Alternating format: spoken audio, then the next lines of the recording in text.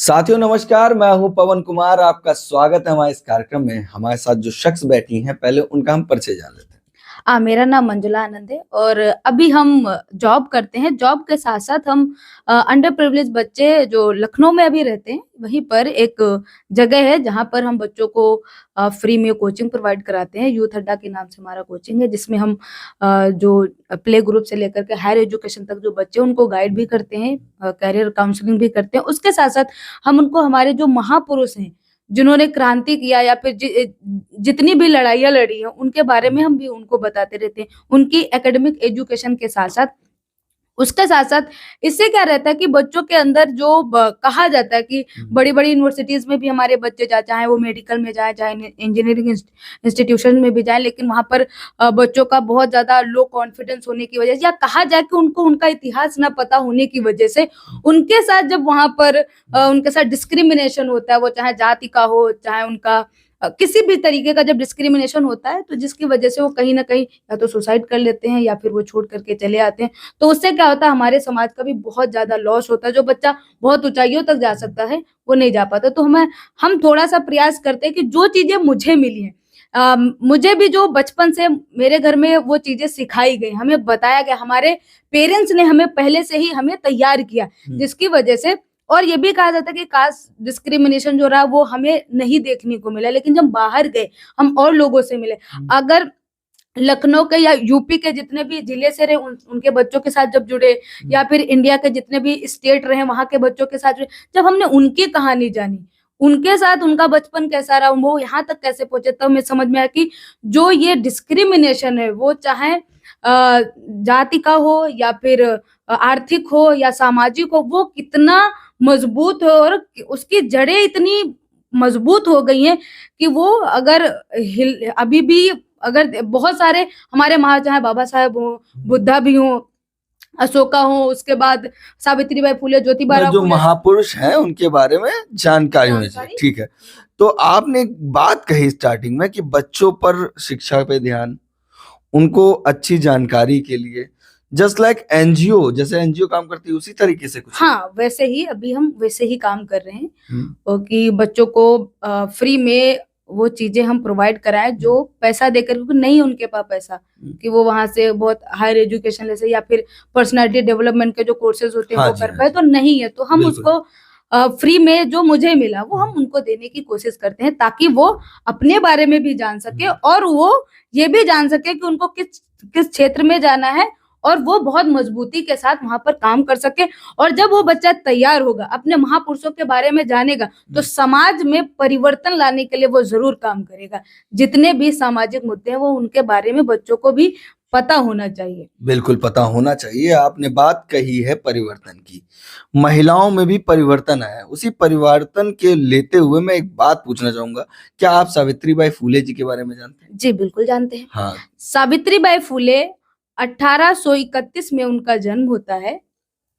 3 जनवरी 1831 में पुणे में उनका जन्म होता है। फिर उनकी जब हम कहानी देखते हैं कि उनकी जो शादी होती है वो ज्योतिबा फुले के साथ होती है। फिर ज्योतिबा फुले के यहाँ भी ये भी कह सकते हैं कि संगति का भी बहुत असर होता है हमारी जिंदगी में। संगत भी बहुत अच्छा मतलब रोल निभाती है।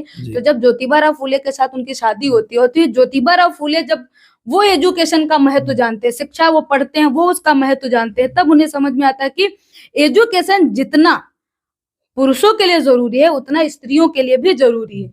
तो जब 1800 का जब हम दौर देखते तो वहां पर इतना ज्यादा जातिवादिता थे कि महिलाओं को तो इंसान माना ही नहीं जाता था और पढ़ाई तो दूर ही की बात समझ लीजिए। सिर्फ महिलाओं को एक घर गृहस्थी की सामान मान के अगर बच्चा पैदा करेंगी, घर गृहस्थी संभालेंगी, बस इतना ही उनका जीवन था। यहीं सिमट जाती थी, वहीं पैदा होती थी, वो वहीं मर जाती थी।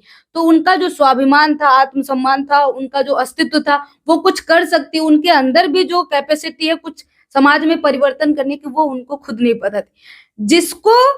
जिसमें मुख्य रोल निभाया ज्योतिबा फुले ने, जो एक सावित्री को उन्होंने पढ़ाया, एक सावित्री को जागरूक किया, एक सावित्री के अंदर एक वो जिज्ञासा पैदा की, उनके अंदर आत्मविश्वास भरा, जिससे उस सावित्री बाई फुले ने पढ़ के और उन्होंने अपने जैसी बहुत सारी सावित्री बाई को मतलब खड़ा किया, जिसका आज हम देखते हैं।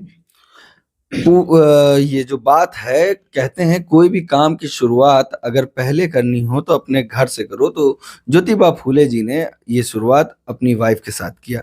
इसमें एक बहुत बड़ा योगदान एक बताते हैं फातिमा शेख जी के बारे में। क्या उसके बारे में कुछ बताएंगे? जी हाँ, फातिमा कैसा शेख जो योगदान था? फातिमा शेख जो थी वो उनकी सहयोगी थी, जो उनके स्कूल जो पहली मुस्लिम महिला थी जिन्होंने महिला शिक्षा में उन्हें काम किया। और वो पहली शिक्षिका, अगर मुस्लिम समाज की पहली शिक्षिका अगर कही जाएंगी कोई महिला तो फातिमा शेख हैं, जिन्होंने जीवन भर जब तक वो जीवित रही उन्होंने सावित्री बाई फुले के साथ उनके काम में उन्होंने मदद करी, कदम से कदम मिलाकर के उन्होंने उनका साथ दिया। जहां तक कि मुझे जानकारी है, अगर मैं गलत हूँगा तो सही करिएगा। फातिमा शेख जी ने एक पूरी तरीके से उनका सहयोग किया था। इतना ही नहीं, उनके समाज के लोग उनसे मना भी कर रहे थे, बहिष्कृत भी कर रहे थे, उसके विरोध में भी जाके उन्होंने ये काम करने का काम किया था। शायद उनके भाई ने भी बाद में आके फातिमा शेख जी को सहयोग किया था। जी जी। अच्छा, सावित्री बाई जी के पढ़ने के बाद आज के समय में कितने लोग जान रहे हैं कि सावित्री बाई जो है शिक्षा की प्रथम महिला है? अभी अगर हम 4-5 साल पहले अगर देखें तो शायद बहुत कम लोग जानते थे, लेकिन अभी अगर देखते हैं तो जिस तरीके से लोग समाज में काम कर रहे हैं, लड़कियां के वो जान रहे कि अपनी एकेडमिक एजुकेशन के साथ साथ वो सामाजिक मुद्दों में जब से रुचि लेने लगे हैं, वो जानने लगे हैं, तो अभी लगता है कि हाँ बहुत सारे लोग सावित्री बाई फुले के बारे में जानते हैं। बस हाँ इतना ही जानते कि हाँ सावित्री बाई फुले थी, उन्होंने अभी इतना ही पता था कि वो इन्होंने स्कूल शुरू किया था। लेकिन हाँ अगर देखा जाए तो अगर वो एक भारत की पहली महिला शिक्षिका हैं तो उनके नाम पे अगर देखा जाए तो एक हैप्पी टीचर्स डे भी हम मनाए तो गलत नहीं होगा, क्योंकि वो पहली महिला शिक्षिका है जिन्होंने महिलाओं की जो सिर्फ वो अगर जातिवादिता का भी अगर देखा जाए तो सिर्फ वो एक अछूत या फिर शूद्र महिलाओं के लिए स्कूल नहीं खोला, उसमें अपर कास्ट की जो महिलाएं थी, मतलब सामान्य जो महिलाएं थी, वो भी उस समुदाय की महिलाओं के लिए हाँ, भी ये काम लड़ाई किया। तो थी। ये एक लड़ाई थी कि देश में दो जातियां पनपती थी, एक पुरुष एक महिला। उस समय महिलाओं को पढ़ने के लिए कोई सहयोग नहीं करता था। वो घर में रोटी बनाए, घर का काम काज सीखें, इस तरह की बात होती थी। आज वो महिलाएं पढ़ रही हैं, तो जिस तरह से महिलाएं शिक्षा में अब भागीदारी ले रही हैं, उस तरह से क्या लगता है? जैसे जैसे महिलाएं शिक्षित होना शुरू हुई, उन्होंने अपने आप को जाना, उन्होंने जाना कि जब घर के सारे काम वो कर सकती हैं तो बाहर के काम उतना ज्यादा मुश्किल भी नहीं है काम करना। अगर देखा जाए जब एक स्त्री बच्चा पैदा कर सकती है, उसका दर्द सह सकती है, तो वो बाहर वाले काम उतरे। तो अगर फील्ड में देखा जाए तो महिला घर से निकल करके घर को पूरा अगर देखा जाए घर संभालने का तो एक राजनीति की तरह ही होता है, हर एक चीज को व्यवस्थित करना, हर एक चीज को संभालना, बजट बनाना। वैसे ही महिलाएं राजनीति में भी आई, स्पेस पे गई हैं, पहाड़ों पे पर्वतारोही बन रही है, उन्होंने ट्रेन भी चलाई है, एरोप्लेन भी, एयर होस्टेस मतलब एरोप्लेन पायलट भी बन रही। तो जो 30-35% जो महिलाएं वो निकले, वो सिर्फ एक सावित्री बाई फुले जो एक ऐसे समाज से आती जिस समाज का ही नामो निशान पूरा उसको समझा ही नहीं जाता था, कुछ समुदाय के लोगों के द्वारा, उस समुदाय के एक सिर्फ सावित्री बाई फुले निकल करके इतना बड़ा क्रांति करती है कि आज वर्तमान आधुनिक महिला अपना जो भी वो चाहती है, जो उसके सपने जो वो करना चाहती है, वो कर भी रही है। और भी मिला, अगर हम रिजल्ट देखें इंटर में टॉप कर रही लड़कियां, अभी जो पीसीएस जज का जो आया था रिजल्ट हम पिछला जो देख चुके हैं, उसमें सबसे ज्यादा लड़कियों ने टॉप किया है। जो सिविल जज जो बनी है वो सबसे ज्यादा लड़कियां बनी है। उसके बाद इंटर का हम देखते हैं, आज जिस भी क्षेत्र में महिलाओं को जब मौका मिला है तो उन्होंने अपना परचम लहराया और अपने आप को साबित करके भी दिखाया कि हाँ हमें जिस तरीके से आप महिलाओं को रोके नहीं, उनको एक बराबर दर्जा दें। बराबर हम ये भी नहीं बोलते कि आप जो पुरुष वर्ग है वो बोलते कि नहीं कि ऊपर हो जाए महिला, नहीं, आप बराबर चलिए दोनों लोग, क्योंकि गाड़ी के दो पहिए साथ में काम करेंगे तभी गाड़ी चलेगी, नहीं तो गाड़ी नहीं चलेगी। तो बराबर पावदान में अभी महिलाएं आ रही हैं, निकल रही हैं। और ऐसा नहीं कि वो घर में भी सपोर्ट करने, पुरुष को आर्थिक मदद में, घर भी चलाने में, क्योंकि लॉकडाउन में अभी मैं एक ऑर्गेनाइजेशन में काम कर रही हूँ जिसमें मेरे पास एक प्रोजेक्ट है जिसमें हम महिलाओं को उद्यमिता बना रहे हैं, उनको बिजनेस करना हम सिखा रहे हैं कि महिलाएं घर से कैसे वो अपना व्यवसाय कर सकती हैं, जिससे कि वो आर्थिक तंगी से जो जूझ रही है उससे वो बाहर निकल।